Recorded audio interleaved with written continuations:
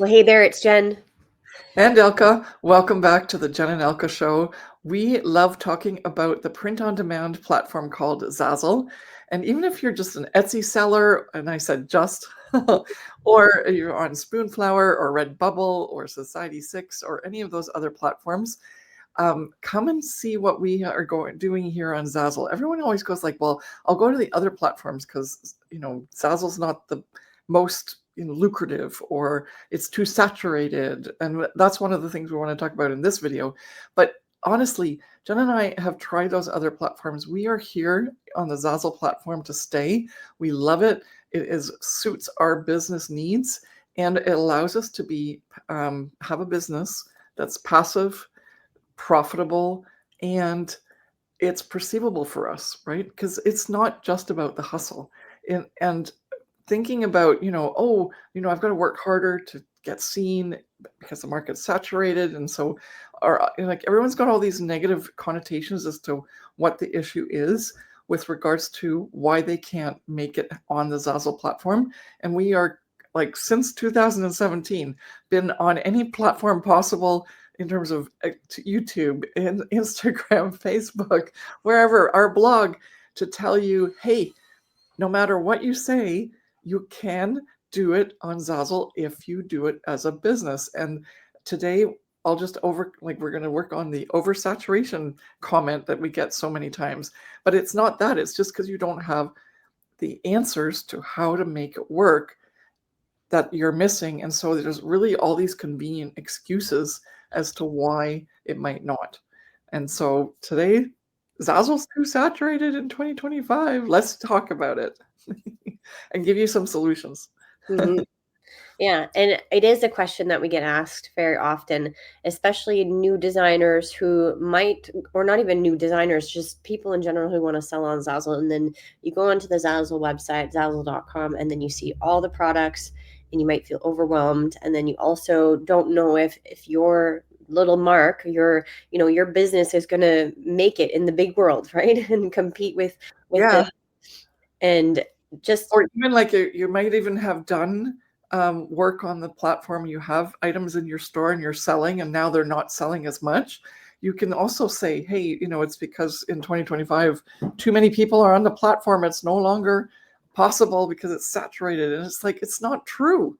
yeah. But let's get into some details. Okay. Well, the first one that we want to say is just a very generic statement, and obviously it's always very true too, is that competition means that there's demand. I remember when I was in university and I took some economics courses, and it was supply and demand and how it fluctuates, right? And there always has to be the balance between the two, right? If there isn't demand, then there's no supply. If there's no supply, there's no demand. And so competition means that people are there actually buying things and want to buy on the Zazzle platform. And we'll talk about another point later on, but Zazzle is just expanding and has so many product types and choices for you to design on. It's a robust platform, extremely easy to use. They're always updating. They actually just recently updated how you can customize the products as a customer and purchase them. And so the reason why those things are happening, those changes are happening on the platform, is clearly there's money coming in, right? People are buying on Zazzle, and Zazzle's up leveling their customer service to meet those demands. And then on top of that, the demand for people who are buying the products, sellers are selling on Zazzle. They also just recently updated their referral program. It's now called the Ambassador Program. And so that's even more incentive for people to promote and to sell. And not only can you make money on Zazzle as a seller by creating products that you personally post for sale, but there's a whole world out there of people who find products on Zazzle and just promote them because they're affiliate marketers. And so there is demand and there's competition for sure, but that competition allows for people to actually compete and to have a chance of selling on the marketplace. Well, just think about any sort of situation where you're in. Like, let's say you're in a big city, and especially here in Canada, if you want to get gas, all four corners of the intersection have a gas station, and they're all different companies. And so why are they all right there in front of you, right? It's because there's enough demand to have four gas stations. And the same thing is on the Zazzle platform. If there's a single person selling and there's a lot of demand, obviously you would think that there'd be a lot more sales, but it actually is then you're still not just selling to every single person, because not every single person is going to like exactly what you like or Mhm. what you provided, and so you're still going to lose out on sales even if there was no competition. And by having the competition there, first of all, like as Jen said, there's so many different ways that demand can happen. And it's kind of like the chicken and the egg thing, which came first. But in a thriving, demanding environment where there is competition, you get better at offering, and you find you're more scrappy in terms of how you create that business for yourself and grab that piece of the market share. And it also means that there's enough room for everybody, which is one of the things that we teach in our Profit by Design Academy and in all of our coaching and any of our free stuff is, hey, stop looking at lack and start looking at abundance, Mhm. and you'll realize that there's more than enough for everyone.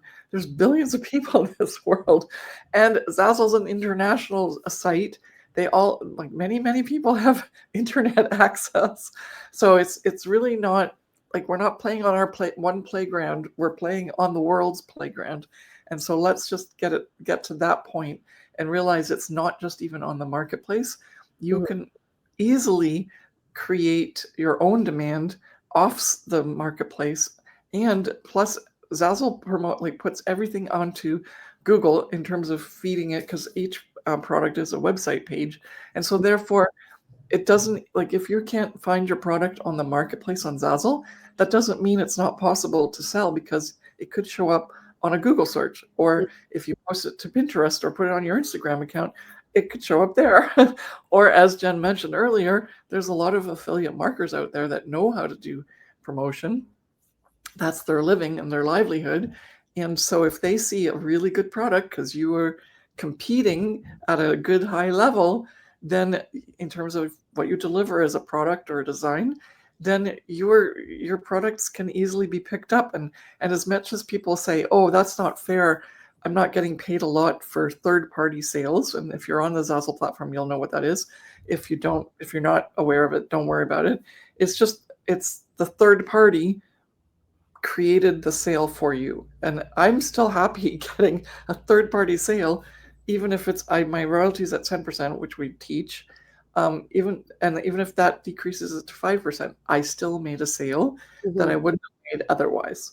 And I think all of that combined means that the saturation doesn't matter, because if you can stand out in the sea of sameness, it will work, and you can compete, and you can meet the demand. Mhm. Chicken Yes, and egg. very true. Yeah, which one comes first, or which one's as important than the other? Both of them You are just equal. have to get on the treadmill and or the roller coaster, and then you just go round and round. But either way, yeah. Okay, what's the next one? The next one here is determine a niche and create intentional, unique products.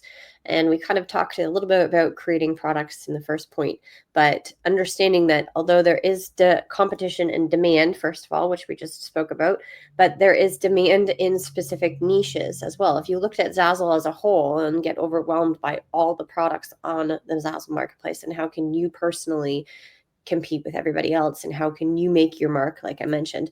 Well, figuring out what niche you want to focus on and your own unique spot on the marketplace, because Zazzle offers over 1,500 product types and styles, 2,500 if you count all the different shapes and everything like that. And not only do they offer different product types, but Zazzle sells in multiple different niches. They have home decor, they have apparel, they have sports equipment, they have occasions, invitations, stationery, business accessories, like electronics. And those are the main core categories. But then within those categories, if you figure out your niche, so does your perfect customer, do they like rustic things? Are they more modern? Is it for someone who's planning a wedding? Is it for someone who has a baby and wants to decorate their nursery, right? And figuring out how you can really hone in on that perfect customer of yours to serve that need, and then create unique and intentional products. Intentional products being that it serves the need, right? You're matching a product type up with a design style or theme, and having that whole, I call it like a trifecta, because it's the design, the product, and then it serves the customer's needs. Having all of those three things work for you, and then adding your own unique spin to it. And I just want to touch on really quickly that we never tell people to copy on the Zazzle marketplace. It's actually illegal and very much against the law. You can have your store and products be taken down if you copy other designers. And you can definitely use the Zazzle marketplace for inspiration, figuring out what product types are popular and what design themes are popular within specific niches. But you have to add your own unique spin to it, because that's what makes you stand out as a designer and what makes your store become your brand and your business, right? And having that be flush through your store, make it cohesive, it adds to your credibility and potential customer repeat buyers, and also just, yeah, customer buying confidence, right? If you have products in your store that are uniquely yours, and you're offering something different, and you're resonating with your perfect customer, then that's where the sweet spot is. And so understanding that although there is a lot of products that are being sold on the marketplace, figuring out and determining your niche and intentional products is key. Yeah, and you can look at any other industry, because this is a business, right? Your Zazzle store. It's not a hobby. You want to make money, so all of a sudden, it's not a hobby. It's a business, but run it like a business. And if you look at any other specific business where there's an offering, like I mentioned gas stations earlier, but you can go to like designer clothes. Like there's not just one designer out there, and each designer is still making jackets, but each designer brings their own spin to the design of the jacket, what color it is, etc. And they have their own unique brand. And because of that, it doesn't matter how saturated the fashion market is for jackets, for example, it's your brand, and so people want that brand and they want that design. And that's the same as what's going on the Zazzle marketplace. That's the biggest fallacy, is not that the market's saturated and you can't make any sales. It's that you haven't created your unique brand and your unique offerings that people want specifically over some other person. And that's all it is. That's core business. And that's all we're doing, is we're trying to teach you that.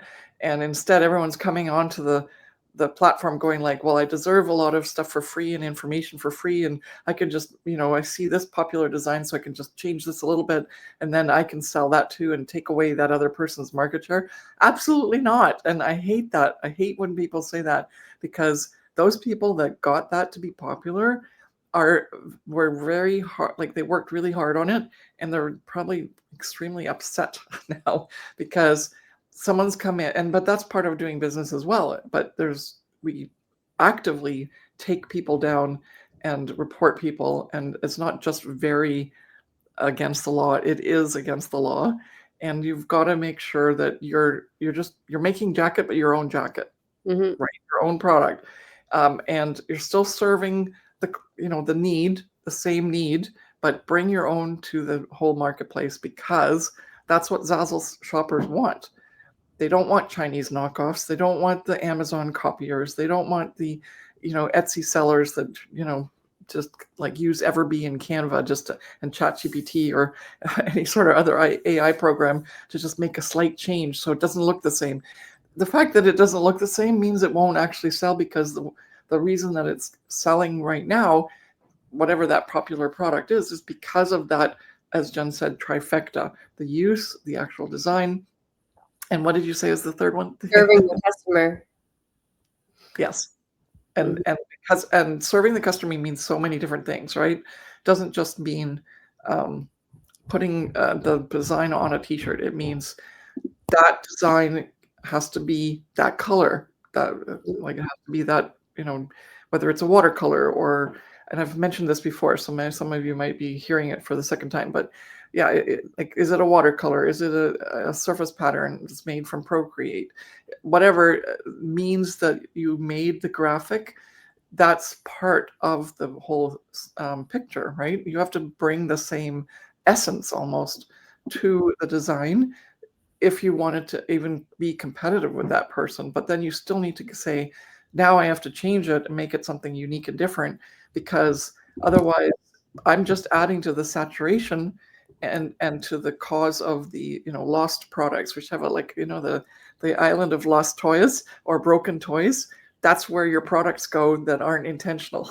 Right. Because it's really not, they're not going to be picked up by people, because they're going to look at the designs you put on there and go like, no, I want the one that's over here because it's better, right? Mhm. So focus in on the actual reason why something might not be selling on Zazzle, not an excuse that says, oh, I don't have to try. That's my final statement of that. Because yeah, Jen's kind of went into the overwhelm part, whereas I'm going like, you know what? It's easy to say there's too much competition, because there's never enough competition, actually. And competition is healthy. Competition is good. It makes you actually deliver.